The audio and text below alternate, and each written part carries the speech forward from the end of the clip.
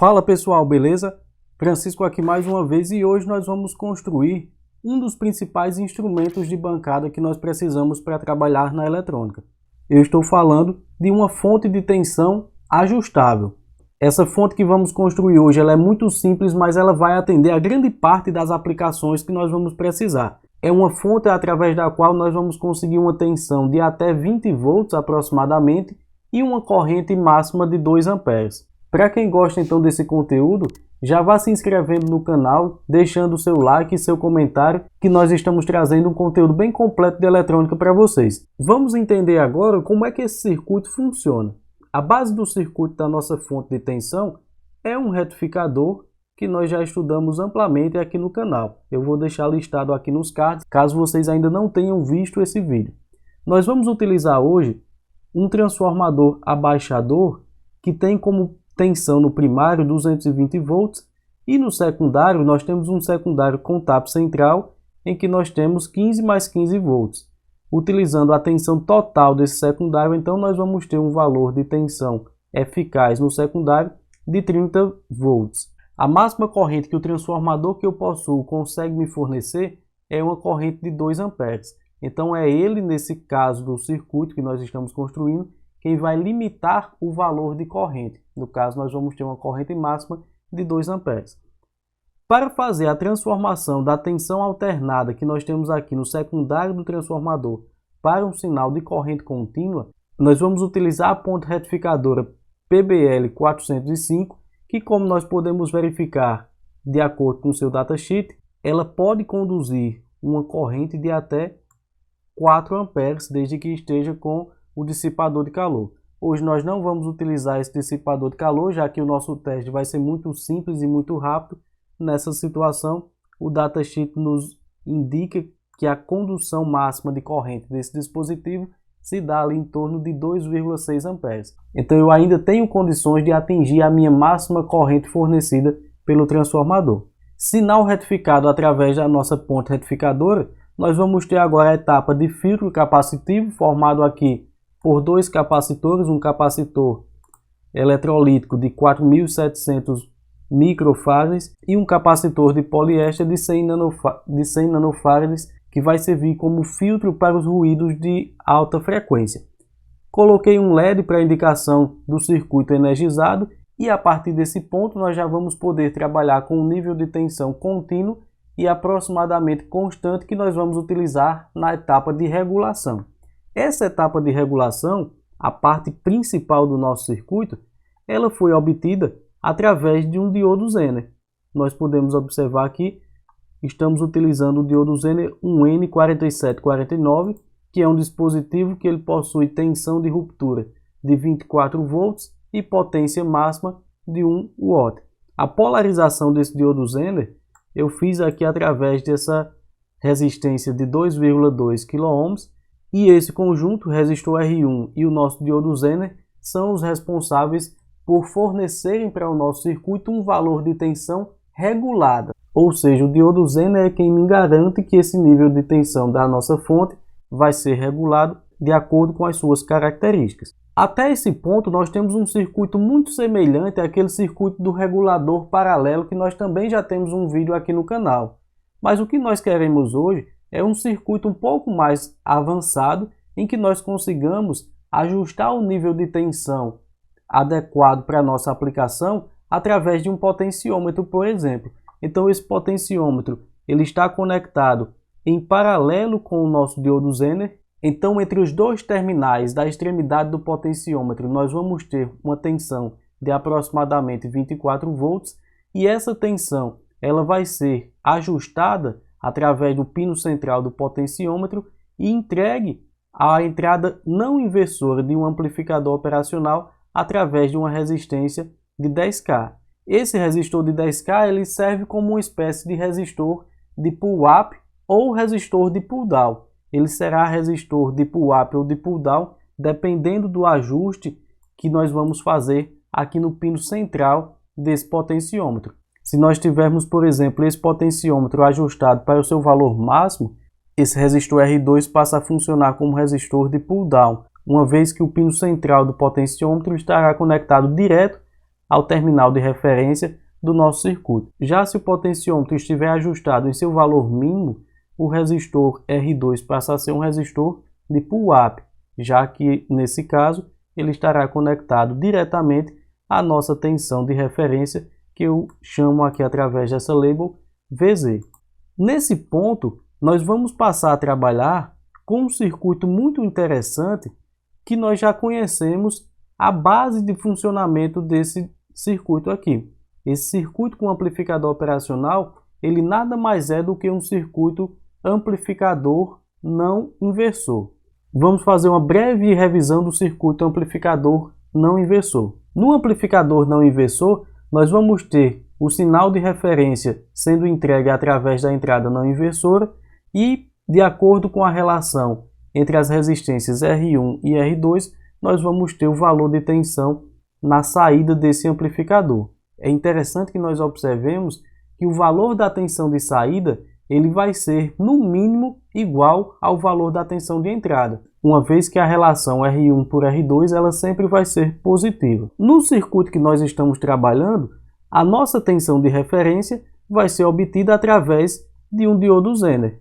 Então agora a nossa tensão de saída ela vai ser uma tensão de saída que vai ser função da tensão Zener que nós estamos empregando aqui nesse circuito. Então já fica a dica, se você precisa modificar esse circuito para aumentar, por exemplo, o nível de tensão na saída que vai ser aplicado à nossa carga, nós podemos fazer isso de uma maneira mais simples, modificando aqui o diodo Zener que nós estamos utilizando como elemento regulador do circuito. Entretanto, nesse circuito nós ainda temos uma questão que nos impede de aplicá-lo diretamente como uma fonte de tensão. Nós sabemos que boa parte das cargas drenam um alto valor de corrente das fontes que alimentam. E nesse caso a nossa carga estaria sendo alimentada diretamente pela saída do amplificador operacional. O amplificador que nós estamos utilizando no circuito de hoje é o LM358. E observando o datasheet desse componente, nós podemos ver que a tensão de saída do LM358 ela vai variar entre 10 e 40 mA, dependendo da forma como nós vamos conectar essa carga à saída do amplificador. Se nós conectarmos na forma de current source, nós vamos ter uma variação de corrente entre 20 e 40 mA, é essa forma que nós iremos utilizar hoje, mas se for necessário utilizar a forma de alimentação por current sinking, nós diminuímos esse valor de corrente pela metade, então vamos ter uma variação de corrente de 10 a 20 mA. Então, com essa limitação da corrente de saída do amplificador, nós precisamos adicionar a esse circuito um elemento que libere o amplificador operacional de enviar toda a corrente que vai ser fornecida à nossa carga. Esse elemento que nós vamos adicionar é um transistor. Então veja o que nós teremos agora.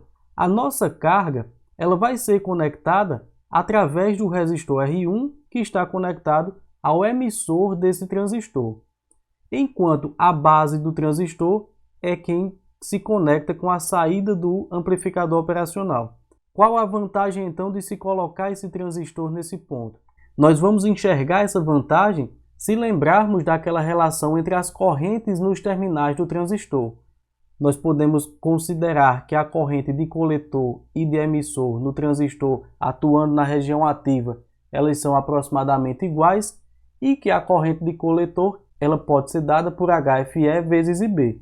Como esse HFE ele é um valor relativamente grande, geralmente maior do que 100, nós vamos ter então o valor da corrente da carga sendo refletido para a saída do nosso amplificador operacional dividido por um fator muito alto. Como eu acabei de citar, geralmente bem maior do que 100. Na maioria dos casos, essa etapa de saída, que faz com que a corrente da carga possa ser fornecida pela fonte do nosso circuito e não pela saída do amplificador operacional, ela utiliza-se de uma configuração Darlington que permite que nós tenhamos um HFE efetivo ainda maior, da ordem aí dos milhares. Então, visto como funciona a base do nosso circuito amplificador não inversor regulado para a nossa fonte de tensão, nós podemos retornar agora lá para o nosso esquemático e concluir aqui a nossa análise. Então veja que nós temos um par Darlington composto aqui por um BC547 e por um TIP41, nosso transistor de média potência que vai fornecer a corrente para a carga, e as nossas resistências da configuração não inversora são as resistências R3 e R5. Veja que eu tenho uma resistência R5 muito baixa e uma resistência R3 da ordem aqui de 10 kΩ.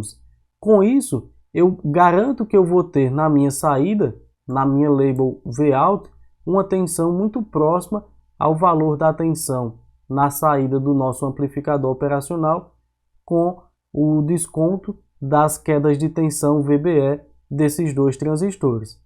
Nesse ponto onde eu tenho o Vout, será conectado à nossa carga, será o polo positivo da nossa carga, e ela é referenciada ao mesmo terra que os demais elementos do circuito. Eu ainda adicionei aqui dois capacitores de filtro, um capacitor de 680 microfarads, capacitor eletrolítico, e mais um capacitor de poliéster de 100 nanofarads, que vão servir para diminuir ainda mais o valor da tensão de ripple nesse circuito. Ainda vale a observação que, como o LM358 ele só pode ser alimentado em até 32 volts, a própria tensão de referência, a própria tensão VZ, essa label VZ, será utilizada na alimentação desse amplificador operacional. Então veja que o amplificador operacional é alimentado em 24 volts, no nosso caso, e nós temos também o seu capacitor de desacoplamento. Então esse é o nosso circuito da fonte. Esse material está todo disponível para vocês baixarem aqui na descrição do vídeo. É só clicar aí em mostrar mais e fazer o download, estudar direitinho, montar esse circuito que vocês vão gostar bastante. Antes de irmos para a bancada, vamos ver uma breve simulação desse circuito aqui no LTspice para analisarmos alguns detalhes do mesmo. Circuito montado aqui no LTspice, veja que eu utilizei, já representando o secundário do transformador, uma fonte de tensão senoidal com 42 volts de tensão de pico, já que nós vamos ter um valor eficaz de 30 volts no secundário desse transformador e uma frequência de 60 Hz. Montei a nossa ponte retificadora com diodos ideais e coloquei um simples capacitor de 1000 microfarads como filtro aqui nesse circuito retificador.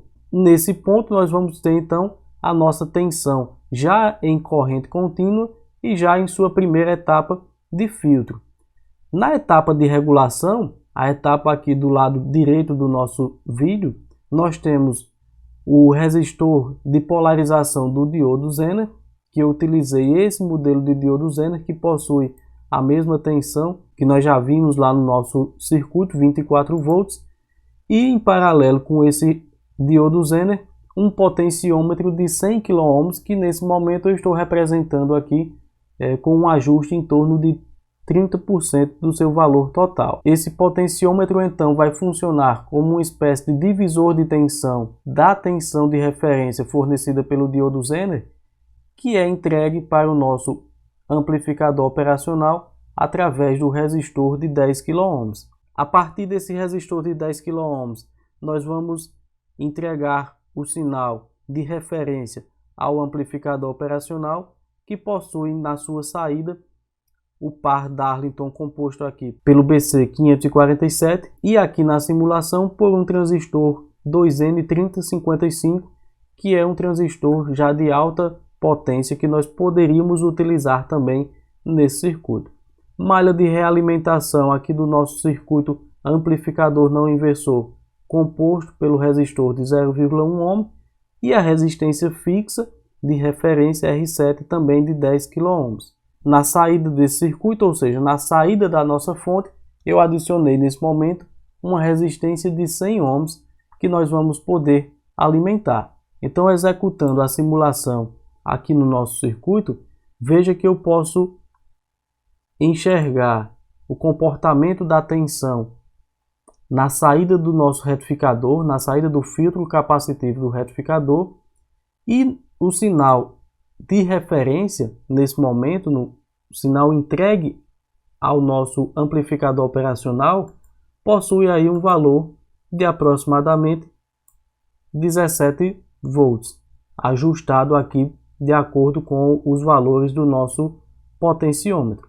Esse sinal de referência ele vai ser trabalhado através do nosso amplificador operacional, que como nós temos uma relação de ganho muito próximo de 1 nesse caso, nós devemos ter então na saída, ou seja, na nossa carga, um valor de tensão exatamente igual ou muito próximo desses 17 volts.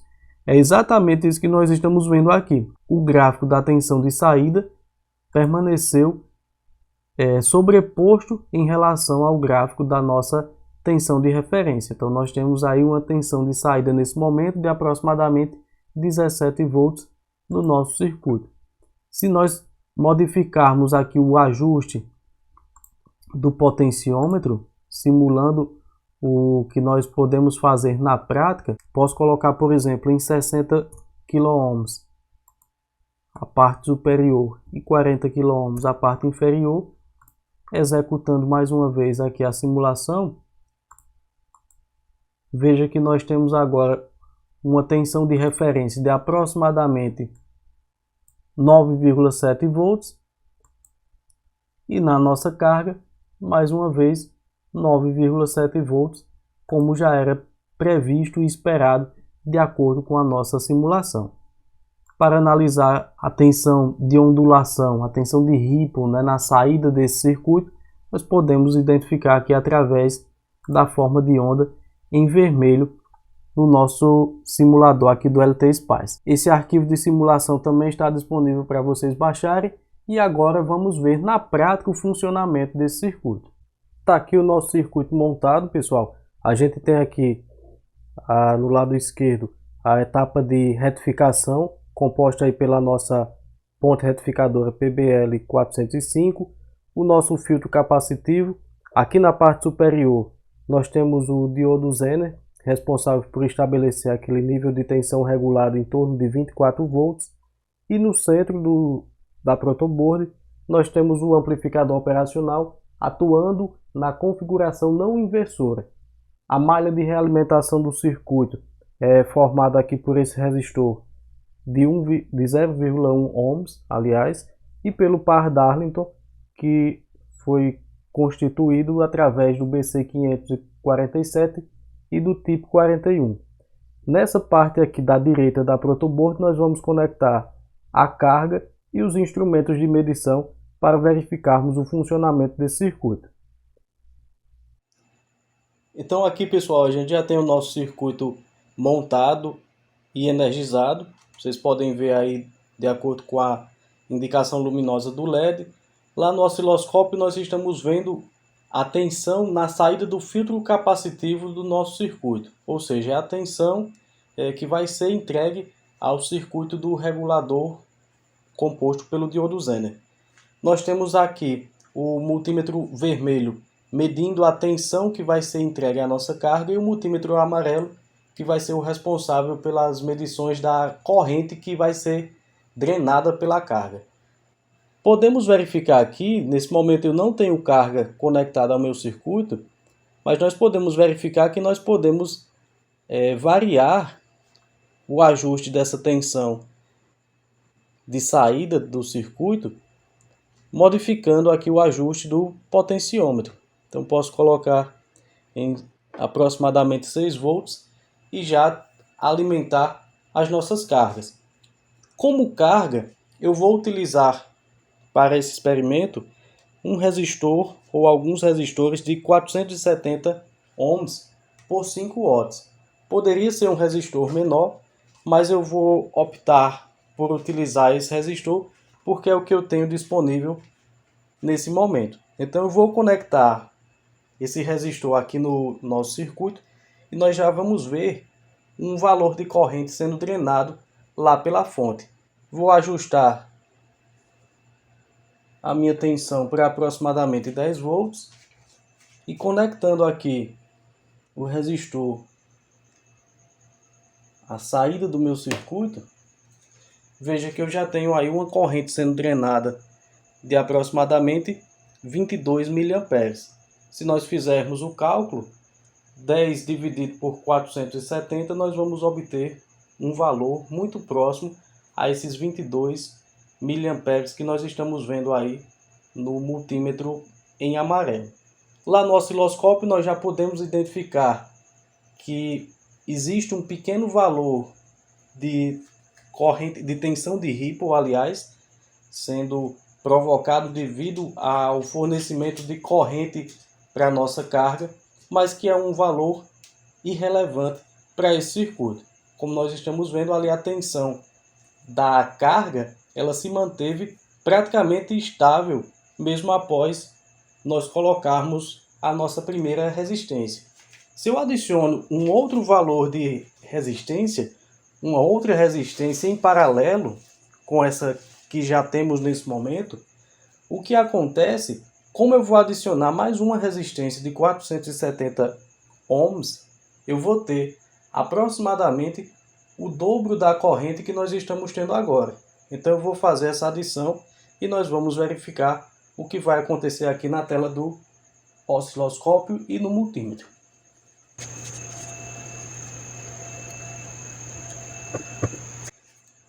Adicionada aí a segunda resistência de 470 ohms como carga, aquilo que nós prevíamos aconteceu.